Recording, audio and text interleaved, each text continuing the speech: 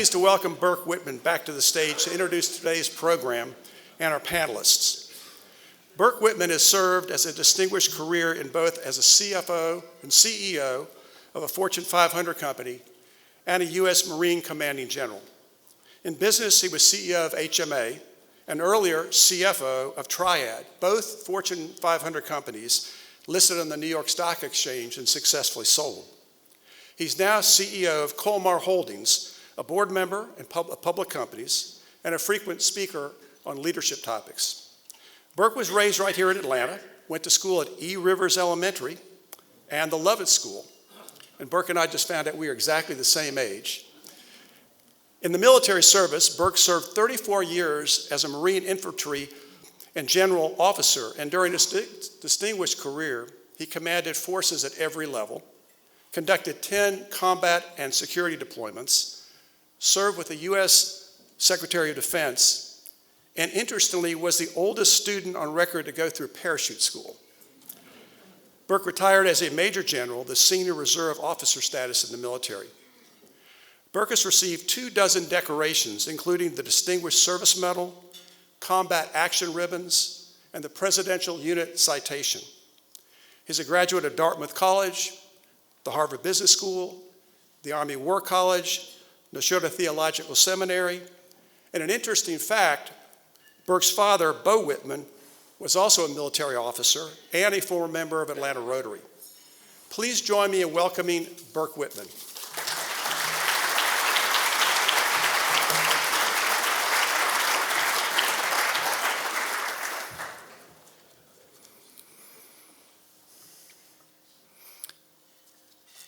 Imagine for a moment you're a young Marine on your first combat deployment looking up at a ridge and some buildings with enemy forces firing down upon you at your position. You and your fellow Marines have been ordered to take that ridge and those buildings, to close with and defeat that enemy. This is not humanly natural. If you were a civilian, any of us, we would logically consider the situation and say, I don't think I'm going to go up that hill, because I could get hurt, and so could my Marines on either side. That would be logical. But you're a Marine. You've been formed intentionally with discipline, with core values of honor, courage, and commitment, to follow, to trust your leader. So you do cross the line of departure, and you launch the attack. Imagine now instead that you're the commander of those Marines. You have two mandates. One is to lead and love your Marines. And the other now is to send them directly into harm's way. That also isn't humanly natural, to send people you love into harm's way. But you're an officer of Marines. You've been formed as a leader. You've loved and led your Marines hard to prepare them for exactly this moment. They trust you. You trust them to follow and to lead themselves as subordinate leaders. So you do order the attack, and you do lead them into it. Leadership is difficult to define. One might say it is something like inspiring others to work in alignment with you on a shared mission, a common mission, and ensuring that they can succeed. But however we define it, we know it's vital, and especially in the world of military leadership, because the stakes are high. And I know firsthand of the 10 deployments I did, 5 were in ongoing continuous combat operations, and as a battalion commander in Iraq in 05 and 04 and 05, I lost 10 Marines. And one, just to make it human for you, Stephen Gill was a college student, 20 years old, an aspiring Lutheran minister, and the only son of Rose Gill from Austin, Texas. So with such high stakes, we are very intentional and deliberate about developing our leaders, to instill in them the ability to make hard decisions with incomplete information, and then to lead their men and women into execution of a challenging mission, and to be trusted. We run intense realistic scenarios in school, training, endless rehearsals, and continuous evaluations of their leadership ability. This intentional development is built around defining characteristics that I put into 4 bins: traits, principles, culture, and relationships. You got to talk at lunchtime about 14 very basic leadership traits that we teach everybody in the Marine Corps. My favorite, by the way, is integrity. the root of trust. And the one that I always feel is missing, although it's implicit in the 14, is love. You really have to love these young men and women for it to go right. Second, we have 11 principles. 5 are focused internally on the leader. Be proficient, seek self-improvement, take responsibility and seek it, make sound and timely decisions, and my favorite of the principles, set the example. And 6 focuses on your team. Develop teamwork, develop their sense of responsibility, look out for their welfare, inform them, supervise them, and deploy them in accordance with their capabilities. Now, if all of this sounds to you as leaders like common sense, it really is. It always seemed to me that leadership as a Marine is rigorous application of common sense, and probably feels very familiar to you. You might use different words, but these are the principles I think you're used to using in your business and civilian leadership roles. Third, in the Marines, we embrace an underlying culture or ethos that includes core values of honor, courage, and commitment that we instill very intentionally and deliberately in every one of our members. We have a motto of Semper Fidelis, always faithful, a little bit of the love and loyalty, and an attitude of improvise, adapt, and overcome. And right now, for example, your Marine Corps is radically adapting to meet the new pacing threat of China. We are making ourselves faster, lighter, stealthier, and far more lethal to be able to defend against that threat if called upon. And fourth, we emphasize relationships. This gets increasingly important the more senior you get, just as it does in civilian relationships and leadership roles. But I'll tell you, we see a seamless relationship between follower and leader from the very beginning at every level through developed mutual trust. And we delegate authority because it's down to the lowest possible level to give freedom of decision making at that level. So if you're that young Marine looking up at that ridge line and those buildings where people are firing on you, or you're the commander about to launch that attack, despite the illogic of it, you'll do it. They'll all do it, and they'll succeed largely because of those instilled leadership principles and traits and culture and relationships. Now, is all this applicable to the civilian world? I personally believe that it is. There are some differences, but they're differences that in a way don't matter. We may talk about that in the questions and answers. I believe I've seen them succeed in business and in alma maters of mine. And if you don't believe me, fortunately, I got the dean of Harvard Business School to agree with me that these apply. He's smarter than I am. So with that, we're going to get to hear from 3 panelists, and I'd like to ask them to come on up here on the stage. We're going to hear from 3 panelists, all of whom are Rotary members who have led in the military and in business. And first, y'all. It's the first time a Marine general has ever moved aside for a Navy captain.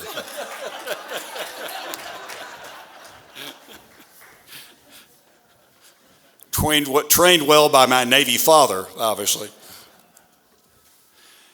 Instead of these pictures, I'm going to show pictures. I'm going to introduce people in alphabetical order here, and then we'll go back and ask each of them to make some opening comments and some questions and answers. But first, Alec Frazier. He is, as you just heard, a retired captain of the U.S. Navy with 30 years on active duty, including the captaincy of 2 warships, one of which is shown in the picture. He subsequently served as president of Turner Global Properties, is now a leadership speaker, and the author of the book, Damn the Torpedoes, Applying Naval Leadership to Business. Alec literally wrote the book. Vivian Greentree, PhD, served as a U.S. Navy supply officer. There she is. Both in the reserves and on active duty, including service aboard a ship. She now serves as Senior Vice President of FISERV and President of FISERV Cares Foundation.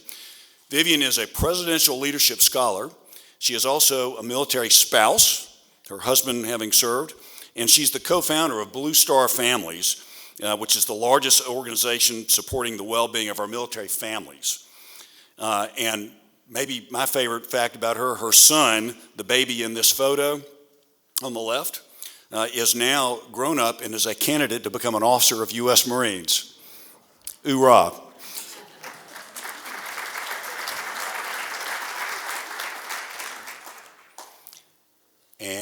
friend, Lonnie Johnson. Lonnie served as an engineer officer in the Air Force working on the B-2 bomber program. And then as a NASA engineer, you don't hear things like this about Marines, you'll notice.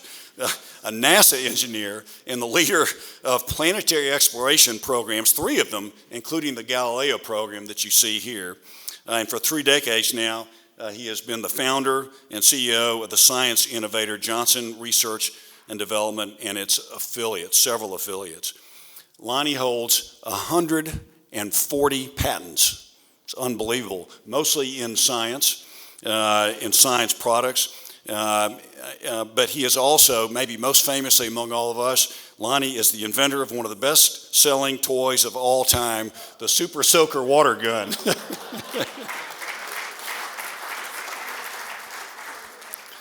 So I'm going to ask each of our panelists to make some initial comments for a few minutes, and then we'll go to questions and answers. And Vivian, let's start with you.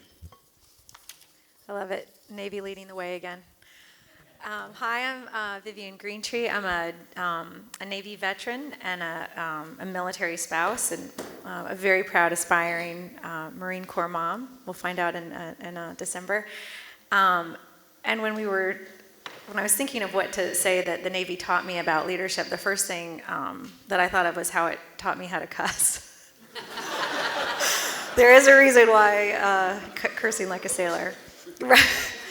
But I think the larger, lessons of military affiliation, and I say military affiliation because, the whole family serves, and I've learned that through, serving myself, being married to a service member who's deployed 5 times, raising children in the military community, and hoping that the country supports the volunteerism enough so that we can sustain an all-volunteer force.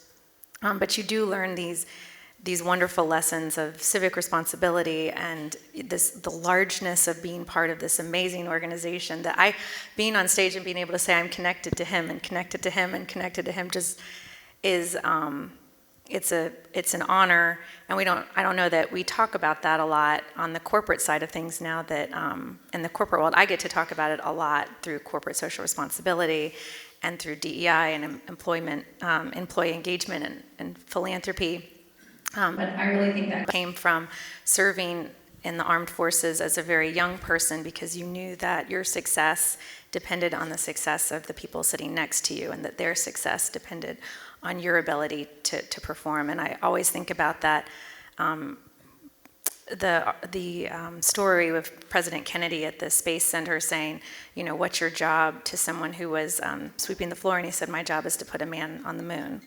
And if we all thought like that, more broadly, especially within, whether it's civic, whether it's government, whether it's private or public communities, how far we could go together. And so besides learning how to cuss effectively, no one will teach you more how to do that than a chief warrant officer. The idea of competence is learned not through easy times, but through you gain resiliency through overcoming obstacles. When you can't control a lot, you can control your attitude, your effort, your kindness. Diversity is a fact, inclusion is a choice, and the military is very good at that. And then I'm gonna have to say the sailor thing, setting your North Star, and just wherever you are, whatever you're doing, you can always be led by that. Mine is that success has to include service, and I think that we'll hear a lot more about that. All right, next I'm going to ask Lonnie Johnson to make some opening comments, and I'm also going to ask him to tell you about the jacket he's wearing because it is very special and very cool. Lonnie? Thank you, Burke. The jacket, this is the Tuskegee Airman jacket. Some of you recognized it and came up, actually complimented me for it. Thank you for that. This actually was a gift. It was given to me. And actually I was just having trouble remembering the event. Was at the Buffalo Soldier Museum in Houston, Texas. This was a gift that was given to me after I was their guest speaker. But Tuskegee has a great history with the Air Force. when I was a cadet at Tuskegee. I was at Tuskegee in the 60s when the Vietnam War was still going, and actually the draft didn't end until my sophomore year there at Tuskegee, I believe it was. And so I decided that if I was going to get drafted to go into the military, I'd go in as an officer. I was in the ROTC program. My commander, detachment commander, was a Tuskegee Airman. He was a Tuskegee Airman pilot, Colonel Carter. I didn't understand what that meant at the time. I was fresh out of high school. Had a little bit of a chip on my shoulder because being fresh out of high school, Martin Luther King had been assassinated my senior year in high school, and I was questioning. So you can imagine me being torn about serving in the military in a country that would assassinate a leader who was advocating nonviolence and just asking to be treated fairly. But the Air Force was a very, very rewarding experience for me. I learned a lot. It gave me a chance to see the world from a very, very different perspective. The 15th trait that should be on the list, I think, is perseverance. The risk taking that and I think that's one of the things that I got from the military, I believe, because I wouldn't be doing what I'm doing now if I wasn't sticking my neck out, going out on a limb, and failure. When you're here and failure is a long way down, it's a pretty hard fall, but you take the risk, you persevere.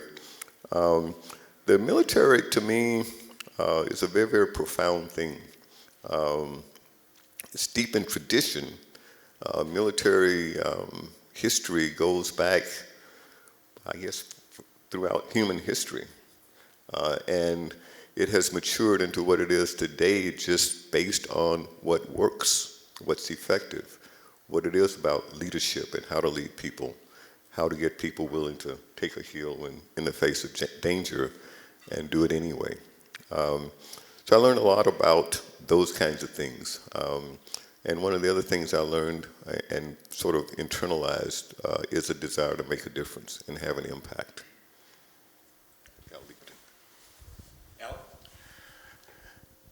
Groucho Marx, you can tell my naval bosun mate voice. Groucho Marx often started his remarks by saying, "Before I speak, I have something to say." So I want to start by having to say something, and it doesn't count against my 3 minutes. And that's, first of all, thanks for everybody showing their support by being here today to say thanks to the armed forces, and particularly to spouses that are here also. And I thought you might be interested in seeing something that most people don't see anymore. These are the letters that Sheila wrote me over the 6-month deployment that we have when I was over in the Persian Gulf. I pulled it out, and on top of the postcard was one I sent to her, and it reads a couple sentences. She had just sent me from Smith College a box of chocolate brownies. And so when you're at sea for a while, chocolate brownies, even though it took 3 weeks for them to get to the ship, is very, very important. So this is my letter back to her. Starvation averted. Berry avoided at the last minute. America care package reaches Greece. The package will make my whole week.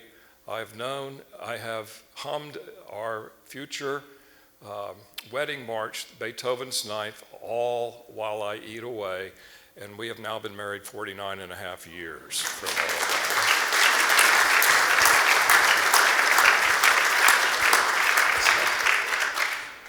My first minute in military leadership occurred actually in the first minute of my walking out the door from the library at the Naval Academy, where I was expecting the upperclassmen to be standing there with a big smile with their hand, pointing out, "Hi, Alec, it's really great to have you in the Navy. Welcome to the United States Navy."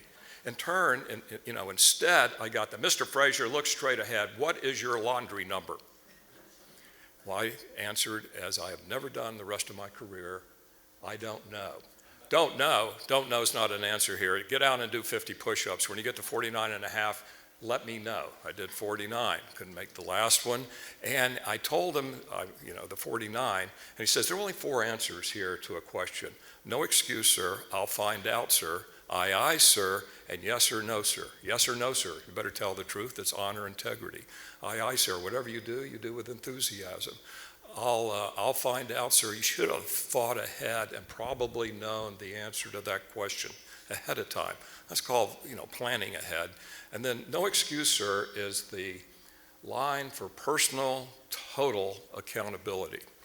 A few decades later, 15 years later, when I took command of a ship, which is a picture up over here, that one line, which is what I'll focus on here for a second, no excuses, is the total personal accountability that a captain has, whether you're the captain or a division officer, department head, or the commanding general, that really defines military leadership. So here's how this works. And General Maestro, if you could man the Rotary Symphony Orchestra instrument. This is the first time the Rotary Symphony has ever played. It is the last play. Sir, would you play the round as a naval captain walks on board his ship? Wow, wasn't that exciting?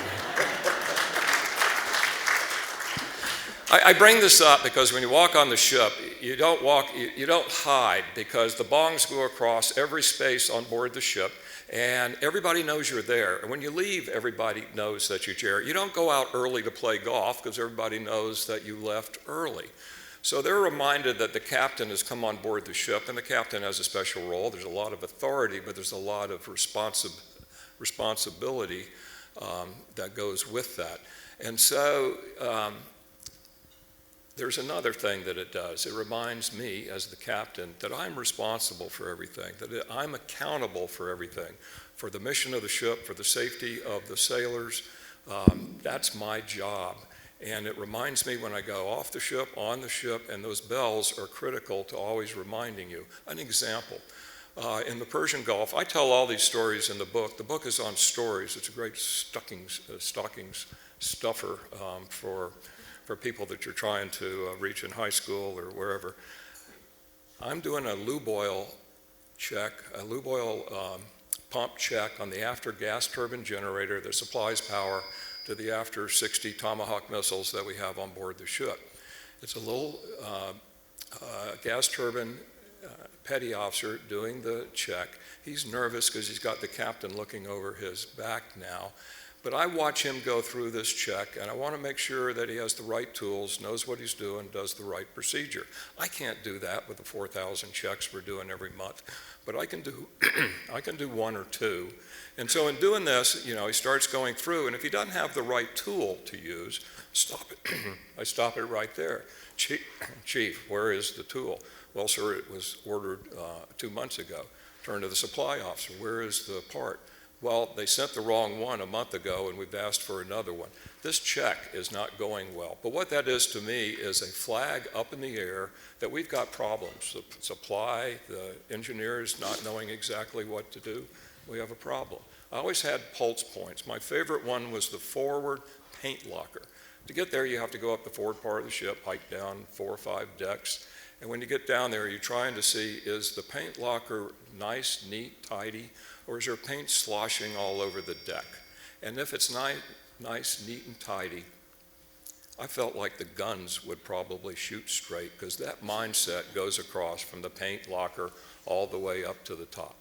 So those are the major leadership thing that I want to give to you, but I'm not finished.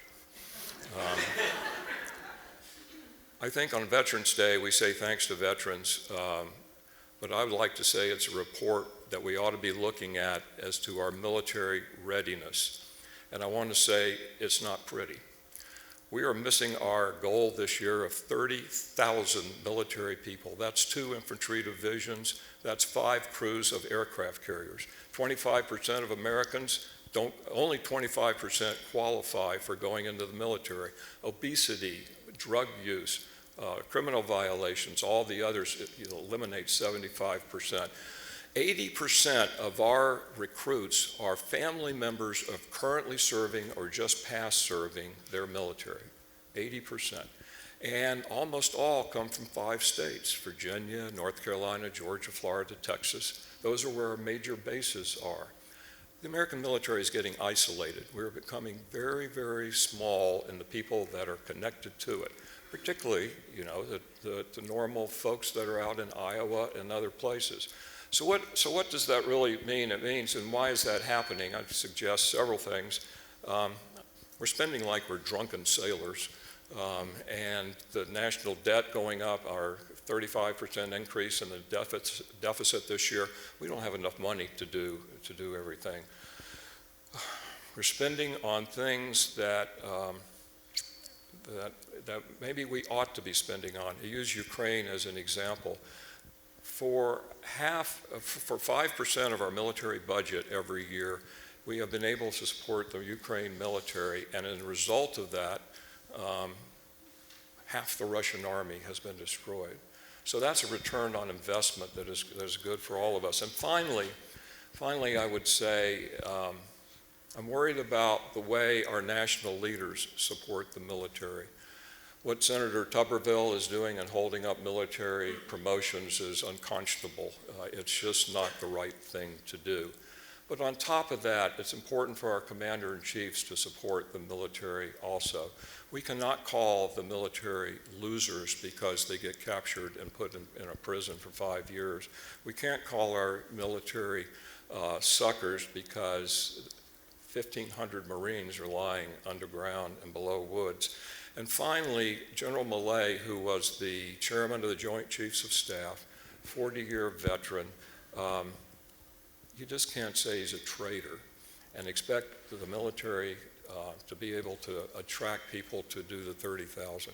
I've done over my 4 minutes, but it's my brief, as Shakespeare Macbeth said, my brief hour. Yeah, thank you, all three of you, appreciate it. I think in the interest of time, what I'd like to do is go to questions and answers now. If there are questions that you have, and we are happy to take questions off topic about leadership. If you want to talk about wars in the Middle East, Ukraine, I want to talk about the recruiting challenge, but also happy to hear any questions, but also comments from you all, since you're all leaders on the topic. And I think we've got, Gina, we have one microphone here, is that right? So one microphone up here. If you want to come up and ask a question, we'd love to have that. In the meantime, I've got a couple of questions that I have that I will ask. It looks like we have one. First of all, I know I speak for the whole club and say thank you all for your service. Just means so much to all of us. My question is about Blue Star. Tell us a little bit more about Blue Star families and the work that you're doing, because I think that is a different frame to look at the military and the military service of the family. So talk to us about that. That's a great question, because the whole family does serve, and that was at the time there were spouses across the country, active duty, reserve, all branches, officer, enlisted, all communities, and what we, the things that because we were ramping up for Iraq and Afghanistan, and multiple deployments, effects on mental health and relationships, children, spouse employment, transitioning, all of that was coming together, but we didn't have a way to accurately provide data to elected officials, to military officials. And so what we came up with was a national military family survey.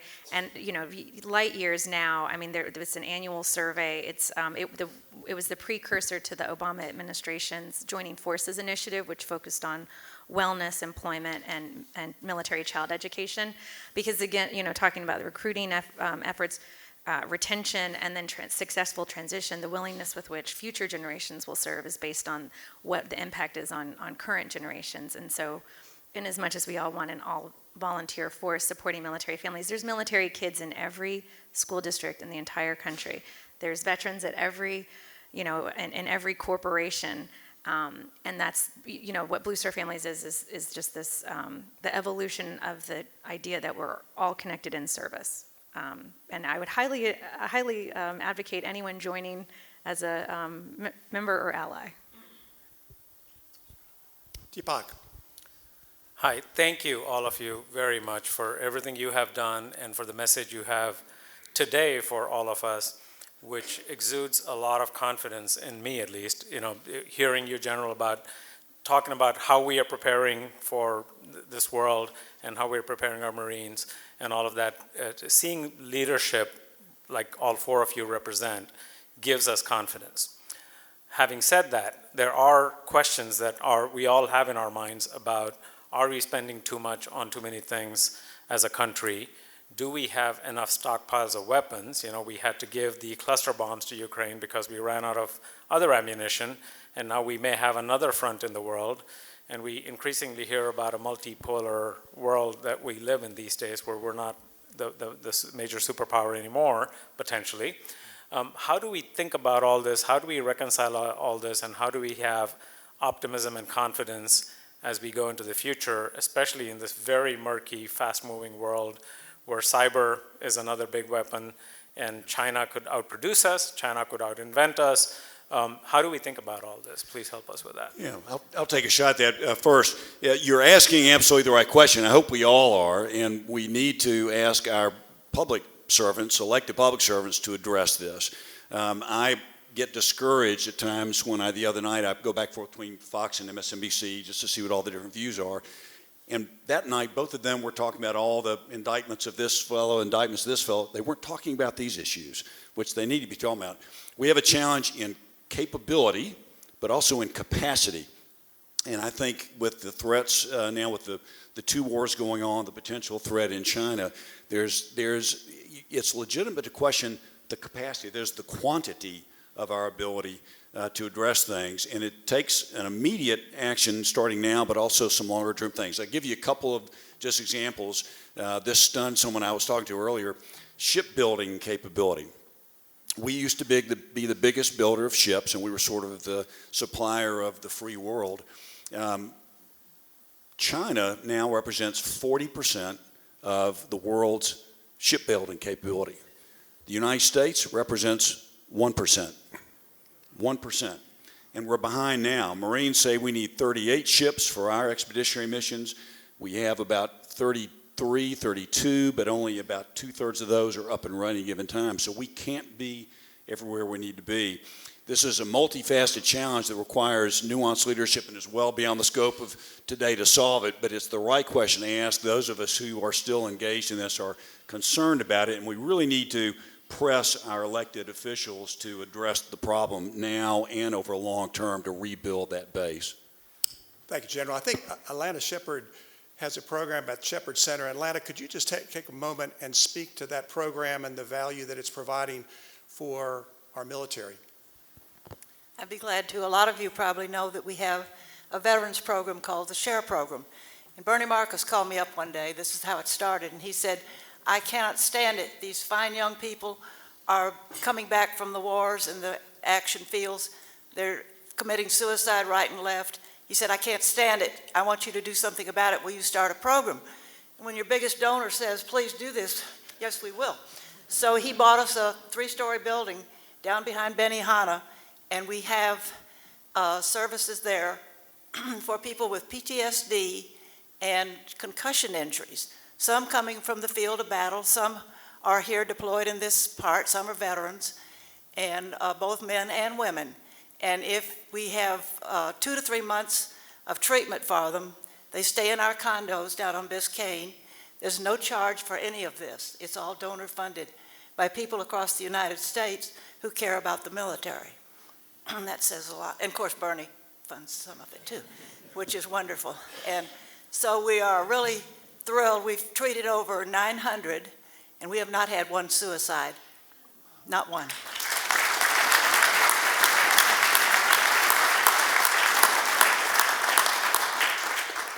Atlanta, thank you for that comment. General? I'm just going to mention Alec Taylor's book proceeds all go to the Shepherd Center. It's the only plug that I'll give Alec here today. And one other thing I will tell you, to your response to your question, I was talking about the quantity, sort of the capacity. The capability, though, is still good. No one matches our capabilities, and the innovation cycle is actually pretty fast. I just think we need possibly more of it. We spend more in the military now than we ever have, and yet we're only spending about 50% as a share of our GDP than we spent 40 years ago. So these are difficult questions, but I hope y'all will all embrace them and engage them. Can I add one more thing to the question that you had on bombs spending, which is the ability to attract the people that can fill those 30,000 gap that we have, and you look at the ads that come on television now during the playoffs for the World Series, a lot of military ads, and there's one that is specifically I really like, in that the Army gives $7,000, the Navy gives $10,000, $5,000 bonus. The Marines give no bonus. What they give is the right to be called a Marine forever. And that is such a strong, strong connection. They meet their recruiting goals.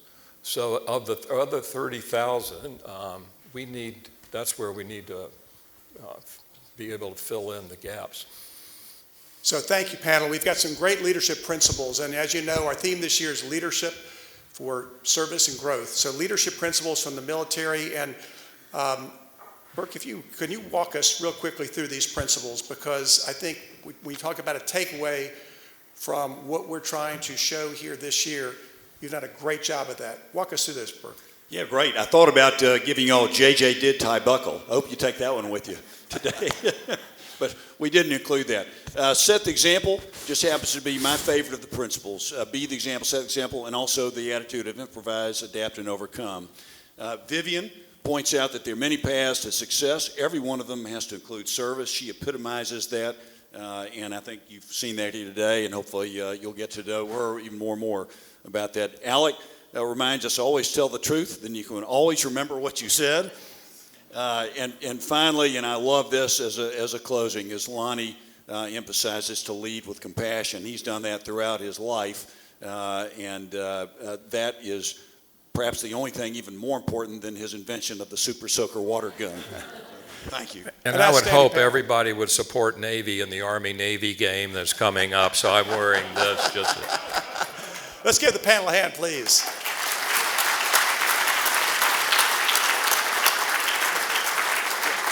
So very quickly, remember our upcoming programs. November 13th, Community Day, Homelessness Solutions Through the Lens of Empathy, a very important program here for our city. Also, November 27th, John Mack, former CEO of Morgan Stanley, and Dennis Lockhart will be conducting that review, and it should be excellent. We also have the mayor, Andre Dickens, on December 4th. Please, all veterans and spouses, please come to the front. We're going to get a photo. Let's give another hand to our panel.